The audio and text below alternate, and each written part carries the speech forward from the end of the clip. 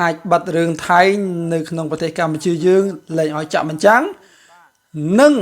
ទំនិញនាំចូលពីថៃផងដែរអញ្ចឹងមកសម្ដាប់សំណេរពេញរបស់សម្ដេចពុកចំថាតើបាទមានពាក្យពេចន៍យ៉ាងម៉េចបងប្អូនទាំងស្រុងពីរឿងបាទចំណាត់ការដែលគាត់ដាក់ចំបាទស្នើទៅបាទប្រមុខបាទរដ្ឋាភិបាលចំតែម្ដងអញ្ចឹងបាទមកសម្ដាប់សំណេរពេញរបស់សម្ដេចពុកទាំងអស់គ្នា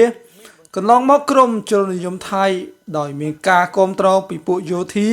ដែលនិយមសង្គ្រាមបានគម្រាមមកកម្ពុជាថានឹងកាត់ភ្លើងកាត់អ៊ីនធឺណិតកាត់ភ្លើងអីបើកម្ពុជាមិនប្រើភ្លើងថៃផងកាត់អ៊ីនធឺណិតអីបើកម្ពុជាមានអ៊ីនធឺណិតប្រើ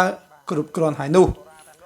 ហើយខ្ញុំតែងតែបានអំពាវនាវដល់បងប្អូនកុំអោយបញ្ហារីករាលដាលពីបញ្ហាចំនួនយោធានៅតំបន់មួយបាទរីករាលដាលទៅកន្លែងផ្សេងទៀតនិងកុំអោយបាទរីករាលដាលដល់វិស័យផ្សេងទៀតតែពេលនេះវាបានរីករួចស្រេចទៅហើយដូចជាការបិទព្រំដែនជាឯកតាភិគីបន្ថយចំនួនថ្ងៃស្នាក់នៅជាឯកតាភិគីនិងការគម្រាមកាត់ភ្លើងកាត់អ៊ីនធឺណិតនិងបាទការរាយលុះបន្លាតាមព្រំដែនខ្លះដោយធ្វើតាមទំនឹងចិត្តបើតាមបើបានជាជ្រុលរបៀបនេះទៅហើយខ្ញុំសូមបាទជូនយោបល់ទៅបាទរាជរដ្ឋាភិបាលថាក្រៅពីបញ្ហាប្តឹងទៅតុលាការយុត្តិធម៌ ICJ កម្ពុជាគួរតែពិចារណាបញ្ឈប់ការចាក់ផ្សាយខ្សែភាពយន្តថៃនៅលើកញ្ចក់ទូរទស្សន៍បាទកម្ពុជាទាំងអស់នឹងអាចឈានទៅបញ្ឈប់ការនាំទំនិញថៃមកប្រើប្រាស់ក្នុងកម្ពុជាផងដែរកម្ពុជាមិនគួរខ្លាចថៃបណ្ដេញពលករខ្មែរឲ្យត្រឡប់មកប្រទេសវិញនោះទេព្រោះរឿងនេះយើងក៏លំបាកខាងថៃខ្លួនឯងក៏លំបាកដោយសារក្រុមហ៊ុនថៃខ្វះបាទកម្លាំងពលកម្មដែលធ្វើឲ្យសេដ្ឋកិច្ចថៃរងផលប៉ះពាល់បាទមួយផ្នែកផងដែររឿងនេះបាទរឿងទាំងនេះសុទ្ធតែជាការផ្ដល់មតិសម្រាប់ការពិចារណាតែរឿងដែលគួរធ្វើភ្លាមគឺបញ្ឈប់ការចាក់បញ្ចាំងខ្សែភាពយន្តថៃនៅលើកញ្ចក់ទូរទស្សន៍កម្ពុជាតែម្ដងអញ្ចឹងប្រិមិត្ត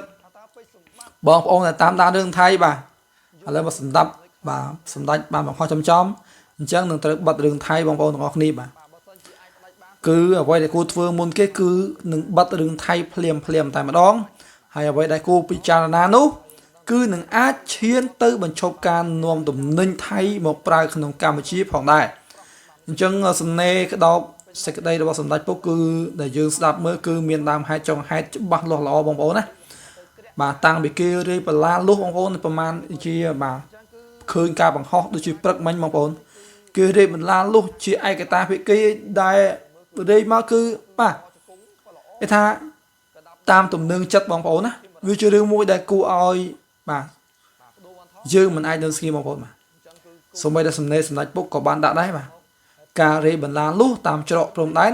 ខ្លះបាទដោយធ្វើតាមទំនឹងចិត្តបាទ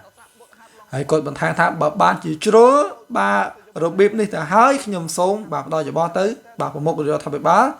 ក្រៅពីប្តឹងទៅតុលាការបាទយុត្តិធម៌អន្តរជាតិ ICJ កម្ពុជាគួរតែបញ្ឈប់ការផ្សាយបាទខ្សែភាពយន្តថៃនៅលើកញ្ចក់ទូរទស្សន៍ទាំងអស់ហើយក៏អាចឈានទៅបាទបញ្ឈប់ការនាំទំនិញពីថៃអញ្ចឹងវាជារឿងដែលថ្មីក្តៅកគុកប្រិមិត្តមានមតិយោបល់យ៉ាងម៉េចអាចខមមិននៅខាងក្រោមវីដេអូហើយកុំភ្លេចជួយ share ចែករំលែកឲ្យបងប្អូនខ្មែរយើងទាំងអស់គ្នាបានទទួលជ្រាបជាដំណឹងជាធរមានផងដែរអញ្ចឹងដំណឹងនេះមានតែប៉ុណ្្នឹងទេបើសិនជាខ្ញុំបានលើកទៅលើលូដោយប្រការណាមួយសូមតែខន្តីនិងអភ័យទោសពីសំណាក់ប្រិមិត្តទាំងក្នុងស្រុកនិងក្រៅស្រុកផងដែរ